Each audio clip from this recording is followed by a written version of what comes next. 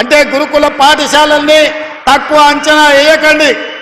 ఈ రాష్ట్రానికి దేశానికి నాయకత్వం అందించే విద్యార్థులను గురుకుల పాఠశాలలు అందించినాయి.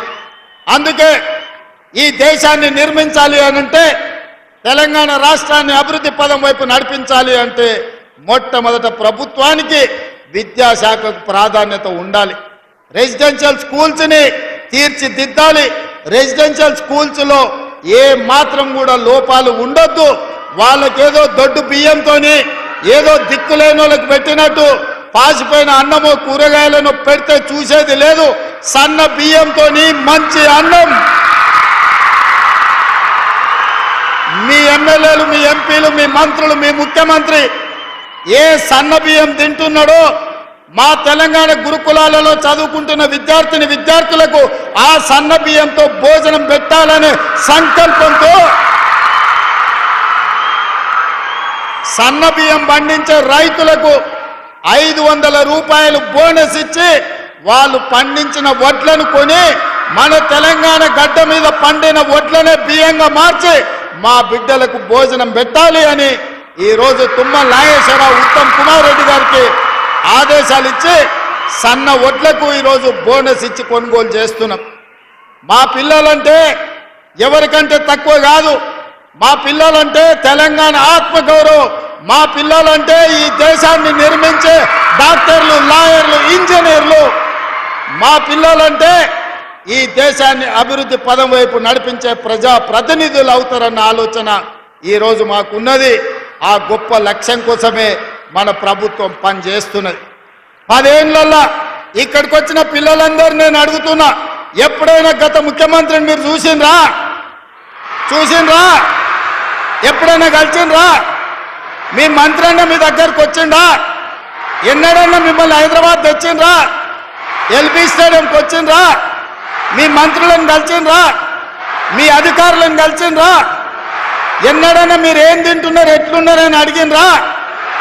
ఆనాటి ముఖ్యమంత్రి గారు మనోడు పెంచుకున్న కుక్క పిల్ల చచ్చిపోతే డాక్టర్లను జైలు వేసిండ్రు. కానీ మీ గురుకులాలలో పిల్లలు చచ్చిపోతే మాసాయిపల్లిలో బడికి వేస్తున్న బస్సు, రైలు గుద్దుకొని 30 మంది చచ్చిపోతే కనీసం కన్నీళ్లు కూడా గార్చలేదు ఆనాటి ముఖ్యమంత్రి. ఆ రోజు నుంచి ఈనాడు స్వయంగా మీరెన్నుకున్న ప్రజా ప్రభుత్వంలో మీ రేవంత్ అన్నను డైరెక్ట్ గా చెయ్యి కలిపి మీ అన్నగా మీరు కలిసి రాలేదా?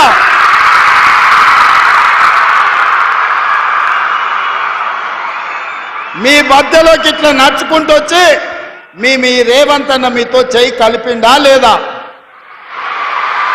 ఎందుకు ఈ అవకాశం వచ్చిందంటే, మీ తల్లిదండ్రులను మీరు ప్రజాప్రభుత్వం ఏర్పాటు చేయాలని ఒత్తిడి తెచ్చి ఈరోజు ఈ ప్రభుత్వాన్ని ఏర్పాటు చేసిండ్రు. కాబట్టి వీళ్ళందరూ మేమందరం మీ దగ్గరకు వచ్చినాం. మీరు హైదరాబాదు నగరానికి వచ్చిండ్రు. మీరు ఎల్బీ స్టేడియంలో ఎప్పుడు కూడా ఊహించని విధంగా ఈరోజు మీరందరు ఇక్కడికి వచ్చిండ్రు. మీ టీచర్లు మిమ్మల్ని తీసుకొచ్చిండ్రు.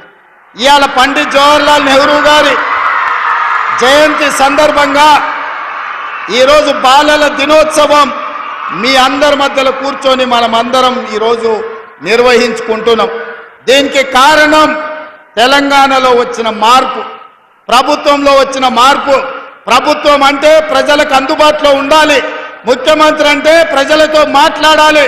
ముఖ్యమంత్రి గారు, మంత్రులు మీ బాధ, మీ కష్టం తెలుసుకోవాలి, మీ అవసరాలను తీర్చాలి.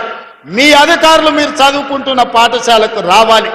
అందుకే ఈరోజు అధికారులను, ఎమ్మెల్యేలను, ఎంపీలను, మంత్రులను, ప్రభుత్వ సలహాదారులను అందరినీ కూడా మీ దగ్గరికి తీసుకొచ్చి అందరిని ఒక వేదిక మీద కూర్చోబెట్టి మీతోని 2 గంటల నుంచి దాదాపుగా 3.5 గంటలు మా తెలంగాణ విద్యార్థులు గొప్ప కళాకారులుగా ఈ వేదిక మీద పర్ఫార్మెన్స్ ఇవ్వడం ద్వారా లక్షలాది మంది తెలంగాణ విద్యార్థులకు ఒక స్ఫూర్తిగా నిలబడ్డారు.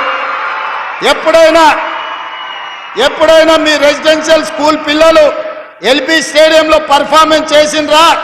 మీ కళల్ని ప్రదర్శించిండ్రా ఎప్పుడన్నా?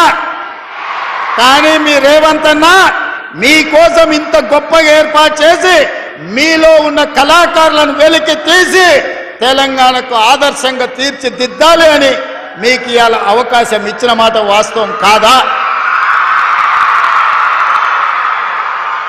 అందుకే ఈరోజు మీ అందరిని కలవడం ద్వారా రాని మిగతా 26 లక్షలు, అదేవిధంగా ప్రైవేట్లో 36 లక్షలు, ఈ రెండు కలిస్తే దాదాపుగా 60 లక్షల మంది విద్యార్థులు ప్రభుత్వ ప్రైవేట్ పాఠశాలల్లో చదువుకుంటున్నారు. ఈ 60 లక్షల మందే తెలంగాణ సమాజం. ఈ 60 లక్షల విద్యార్థులలోనే డాక్టర్లు, లాయర్లు, ఇంజనీర్లు, ఐఏఎస్లు, ఐపీఎస్లు, ఎమ్మెల్యేలు, ఎంపీలు, తెలంగాణ రాష్ట్రానికి కాబోయే ముఖ్యమంత్రులు మీలోనే ఉన్నారు. మీరందరూ ఆకుంఠిత దీక్షతో గొప్పగా చదువుకోండి. ఇవాళ కొన్ని పాఠశాలల్లో, కొన్ని కాలేజీల్లో విపరీతమైన పోకడలు, గంజాయికి బానిసలు. ఈరోజు ఈ తెలంగాణ సమాజం వ్యసనాల వైపు వేగంగా పరిగెత్తుతున్నది. ఒకప్పుడు తెలంగాణ సమాజానికి ఏదైనా సమస్య వస్తే తెలంగాణ రైతాంగం కానీ, దళితులు కానీ, గిరిజనులు కానీ ఏదైనా వివక్షకు లోనైనప్పుడు ఉస్మానియా కాకతీయ యూనివర్సిటీల పిల్లలు తెలంగాణ సమాజానికి పట్టిన చీడను పీడను వదిలించడానికి వాళ్ళందరూ ఉద్యమ బాట పట్టిండ్రు. 69లో తెలంగాణ ఉద్యమం కావచ్చు, 72లో నక్సల్బరీ ఉద్యమం కావచ్చు, మళ్ళీ 94లో తెలంగాణ ఉద్యమం కావచ్చు.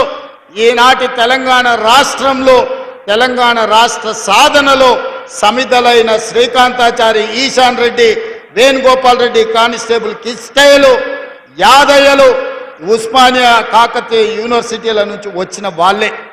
ఇవాళ అట్లా సమాజం యొక్క సమస్యల్ని, సమాజం యొక్క రుగ్మతల్ని తీర్చిదిద్దడానికి వాటి మీద పోరాటం చేసిన యూనివర్సిటీలు ఇవాళ గంజాయికో డ్రగ్స్కో బానిసలయ్యే పరిస్థితి వచ్చింది. మీరు యుక్త వయసులోకి వస్తున్నారు. ఈరోజు సమాజంలో ఏ సమస్య ఉందో మీతో పంచుకోవాల్సిన బాధ్యత నా మీద ఉన్నది.